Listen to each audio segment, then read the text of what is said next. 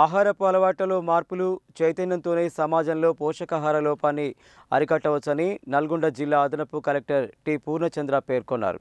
ఖనిజాలు, విటమిన్లు సమృద్ధిగా ఉన్న సాంప్రదాయ ఆహారాన్ని తీసుకోవాలని అన్నారు. జాతీయ పోషకాహార మహోత్సవం సందర్భంగా సెంట్రల్ బ్యూరో ఆఫ్ కమ్యూనికేషన్ ఆధ్వర్యంలో అందరికీ పోషకాహారంపై నల్గొండలో నిర్వహిస్తున్న 3 రోజుల సమగ్ర సమాచార అవగాహన కార్యక్రమంలో రెండవ రోజు శుక్రవారం గర్భిణులు, బాలింతలు, యువతులు పాల్గొన్నారు.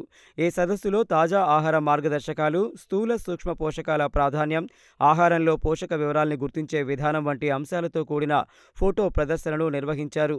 ఈ కార్యక్రమంలో ముఖ్య అతిథిగా పాల్గొన్న అదనపు కలెక్టర్ మాట్లాడుతూ వైవిధ్యభరితమైన మన పోషకాహార అంశాలపై అవగాహనతో కూడిన సమాచారాన్ని ప్రజలందరికీ చేరవేయడం ఒక సవాలు అని అన్నారు. ఈ సవాళ్లను పరిష్కరించి పోషకాహారంపై సామాజిక మార్పు తేవడమే పోషణ్ అభియాన్ లక్ష్యమని ఆయన అన్నారు.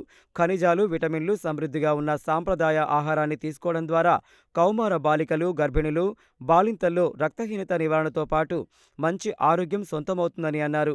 సమాజం అభివృద్ధి కేవలం ఆర్థికాభివృద్ధి మాత్రమే కాకుండా శారీరక, మానసిక శ్రేయస్సు మిళితమై ఉందన్నారు. ఆరోగ్యకరమైన సమాజాన్ని రూపొందించేందుకు అందరూ తమ వంతు పాత్ర పోషించాలని పిలుపునిచ్చారు. ఫీల్డ్ పబ్లిసిటీ ఆఫీసర్ కోటేశ్వరరావు అధ్యక్షతన జరిగిన ఈ కార్యక్రమంలో తల్లి బిడ్డల ఆరోగ్య విభాగం ప్రోగ్రాం ఆఫీసర్ డాక్టర్ అరుంధతి గర్భిణులు, బాలింతలు తీసుకోవాల్సిన జాగ్రత్తలను వివరించారు. సమతుల ఆహారంతో పోషక లోపాన్ని అధిగమించవచ్చని తెలిపారు. జిల్లా సంక్షేమాధికారి సక్కుబాయి ప్రభుత్వం అమలు చేస్తున్న మహిళా శిశు సంక్షేమ పథకాలను వివరించారు. అనంతరం గృహిణులకు సామూహిక సీమంతాలు నిర్వహించగా అదనపు కలెక్టర్ పాల్గొన్నారు. ఈ సందర్భంగా పోషకాహార వంటల పోటీలు నిర్వహించి విజేతలకు బహుమతులు అందజేశారు. ఈ కార్యక్రమంలో మహిళా శిశు సంక్షేమ అభివృద్ధి విభాగాధిపతులు, సిబ్బంది పాల్గొన్నారు.